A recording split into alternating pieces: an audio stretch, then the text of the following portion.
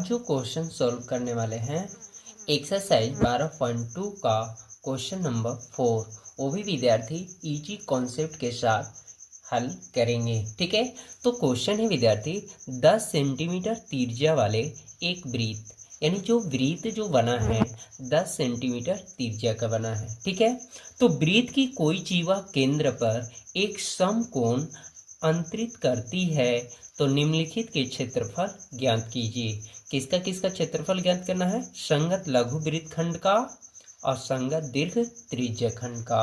और यहाँ पाई का मान ध्यान रखना है 3.14 का प्रयोग करना है।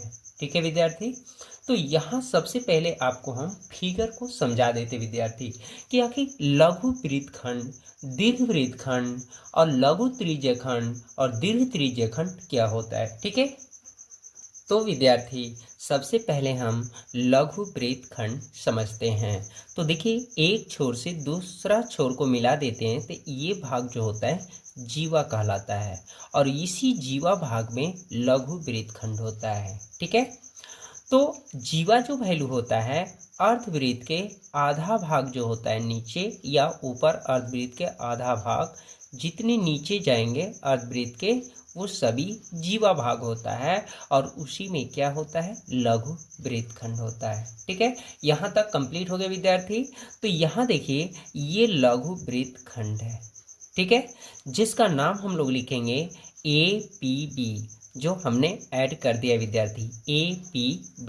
ठीक है, यहाँ पर देखिए कट करके निकाला गया है, ये लघु वृत्तखंड है। ठीक है, दीर्घ वृत्तखंड विद्यार्थी यहाँ से लेके यहाँ तक पूरा राउंड लगाकर और यहाँ तक जो ये भाग निकल गया, बाकी जो बचा है विद्यार्थी यहाँ दीर्घ वृत्तखंड है। ठीक है, जिसका नाम लिखेंगे हम लोग A, Q और B। ठीक है, यहाँ केंद्र ओ वैल्यू नहीं लिखेंगे क्योंकि ये सेंटर को दीर्घ वृत्तखंड कहते हैं। ठीक है, यानी इस दीर्घ वृत्तखंड में और लघु वृत्तखंड में केंद्र की वैल्यू नहीं है। ठीक है, यहाँ तक कंप्लीट हो गया विद्यार्थी। अब देखिए सबसे पहले तो अब विद्यार्थी दीर्घ वृत्तखंड और लघु वृत्तखंड आप आकृति देख चुके। अब चलिए लघु त्रिज्या खंड और दीर्घ त्रिज्या खंड समझते हैं। तो देखिए विद्यार्थी, ये जो भाग है यहाँ से यहाँ तक और यहाँ तक लघु त्रिज्या खंड है। ठीक है, जिसका नाम हम लोग लिखेंगे OAPB, जो ऐड कर दिया है। ठीक है, तो यहाँ कटा हुआ भाग ये समझिए लघु त्रिज्या खंड है। ठीक है, अब विद्यार्थी दीर्घ त्रिज्या खंड, यहाँ पर देखिए ये कटा हुआ लघु त्रिज्या खंड के बाद बाकी जो भी बचा है वो सभी दीर्घ त्रिज्या खंड है, जिसका नाम लिखेंगे OAQB, यानी OAQB। ठीक है, ये दीर्घ त्रिज्या खंड है। तो विद्यार्थी क्वेश्चन के हिसाब से आपका जो वृत्त सर्कल बनेगा त्रिज्या के अनुसार। ठीक है, तो यहाँ तक कंप्लीट हो गया विद्यार्थी। तो विद्यार्थी चलिए इस क्वेश्चन को सॉल्व करते हैं। 10 सेंटीमीटर त्रिज्या वाले एक वृत्त की कोई जीवा केंद्र पर एक समकोण अंतरित करती है। तो यानी 10 सेंटीमीटर त्रिज्या वाला जो है वैल्यू वो एक समकोण अंतरित करती है। तो विद्यार्थी मान लीजिए ये 10 सेंटीमीटर की त्रिज्या हो गई। ठीक है, तो यहाँ से हम लोग खींच लिए। अब समकोण कह रहा है तो यहाँ से इस तरह हम लोग सीधा ये भी 10 सेंटीमीटर त्रिज्या खींच लेंगे।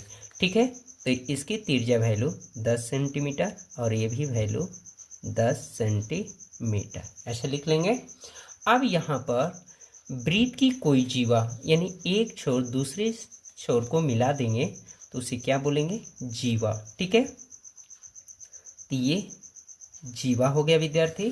ठीक है, और इसी जीवा का भाग जो शेष बच जाता है इसी को लघु वृत्तखंड बोलते हैं, जो यही पहला क्षेत्रफल ज्ञात करना है। ठीक है विद्यार्थी, तो देखिए लघु वृत्तखंड का क्षेत्रफल ज्ञात करने के लिए सबसे पहले अगर देखा जाए विद्यार्थी तो यहाँ से यहाँ तक एक त्रिज्य खंड बन रहा है और एक जीवा जो वैल्यू जो खींचा गया एक समकोण त्रिभुज बन रहा है, यानी लघु त्रिज्य खंड का क्षेत्रफल और माइनस समकोण त्रिभुज का क्षेत्रफल निकाल लेंगे तो हमारा लघु वृत्तखंड का क्षेत्रफल ज्ञात हो जाएगा। क्लियर हो गया विद्यार्थी। यहाँ पर फिर से समझ लीजिए, यहाँ से अगर जीवा को हटाया जाए तो यहाँ तक पूरा एरिया त्रिज्य खंड है, लघु त्रिज्य खंड है, ठीक है। और यहाँ एक जीवा जैसे खींचते हैं एक त्रिभुज का निर्माण होता है। तो लघु त्रिज्य खंड का क्षेत्रफल और माइनस त्रिभुज का क्षेत्रफल जब ज्ञात करेंगे तो ये हिस्सा हमारा यानी लघु वृत्तखंड का क्षेत्रफल ज्ञात हो जाएगा। तो चलिए विद्यार्थी क्वेश्चन को हल करते हैं, ठीक है। तो सबसे पहले विद्यार्थी लिखेंगे यहाँ पर हल, ठीक है। तो हल में जो है दिया है, सबसे पहले लिखना है विद्यार्थी, हल में दिया है, ठीक है। क्या दिया है तो 10 सेंटीमीटर त्रिज्या, यानी आर की वैल्यू 10 सेंटीमीटर है, ठीक है। आर मीन्स त्रिज्या, ठीक है। एक समकोण अंतरित करती है, तो समकोण मतलब थीटा का मान क्या हो जाएगा 90 डिग्री। तो याद रखना विद्यार्थी कि समकोण कहें या आयत या वर्ग कहें या समचतुर्भुज या चतुर्थांश कहें, उसका थीटा वैल्यू यानी एंगल 90 डिग्री होता है, ठीक है। यहाँ तक क्लियर हो गया। तो अब लिखेंगे हम लोग विद्यार्थी संगत लघु, यानी विद्यार्थी पहला सॉल्व कर रहे हैं तो संगत लघु वृत्तखंड का क्षेत्रफल बराबर, ऐसे भी लिख सकते हैं खंड, ठीक है। तो लिखेंगे हम लोग विद्यार्थी, पहले हमारा क्या बना त्रिज्य खंड, यानी लघु त्रिज्य खंड का क्षेत्रफल माइनस समकोण त्रिभुज का क्षेत्रफल, ठीक है। यहाँ तक क्लियर हो गया। समकोण त्रिभुज विद्यार्थी लिख सकते हैं या त्रिभुज का क्षेत्रफल, क्योंकि सूत्र सेम होता है, समकोण का भी और त्रिभुज का सेम, यानी 1/2 आधार गुना ऊंचाई, ठीक है। तो लघु त्रिज्य खंड का क्षेत्रफल का सूत्र थीटा बाई 360 गुने पाई आर स्क्वायर और माइनस 1/2 आधार गुने ऊंचाई। यहाँ तक क्लियर हो गया विद्यार्थी।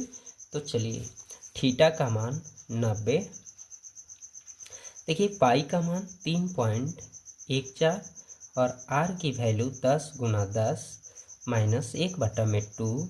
आधार देखिए इनका आधार क्या है 10 ही है और ऊंचाई भी 10, यानी वही है, तिरछे के बराबर है, ठीक है। तो यहाँ विद्यार्थी एक बार में कट गया, 9 चौका 36, 0 0 कट गया।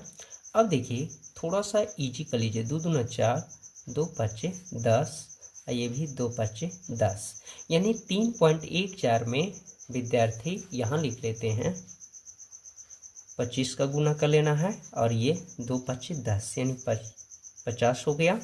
तो जब विद्यार्थी इसमें और इसमें जब गुणा करेंगे हम लोग तो 78.5 आएगा और 50 जब हम लोग घटा लेंगे विद्यार्थी तो 28.5 क्षेत्रफल है सेंटीमीटर स्क्वायर।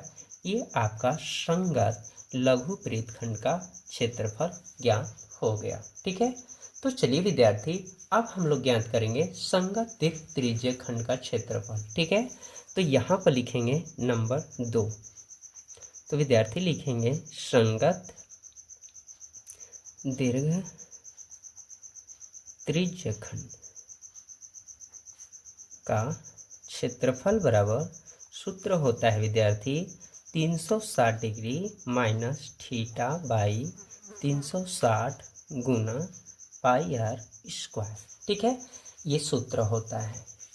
तो 360 माइनस थीटा का मान 90 बाई 360 गुने पाई का मान ये यूज कर लेना है और आर की वैल्यू 10, ठीक है। अब यहाँ से जब घटाते विद्यार्थी तो 270 बाई 360 डिग्री। अब देखिए कि यहाँ पे दशमलव है तो दशमलव को ऐसे भी हम लोग बदल सकते हैं भिन्न में, ठीक है। 10 गुना 10, ये देखिए 0 0 कट गए विद्यार्थी। अब यह क्या यहाँ पे करना है, 9 से यानी 29 27 9 चौका 36 और 2 दूना 4 2 पाँचे 10 और 2 पाँचे 10।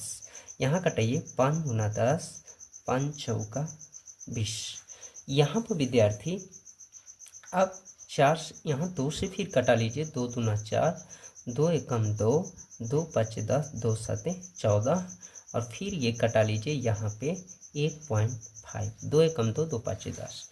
तो जब विद्यार्थी इतना और इतना में हम लोग गुना करेंगे तो 235.5 सेंटीमीटर स्क्वायर, ये आपका संगत त्रिज्यखंड का क्षेत्रफल ज्ञात हो गया।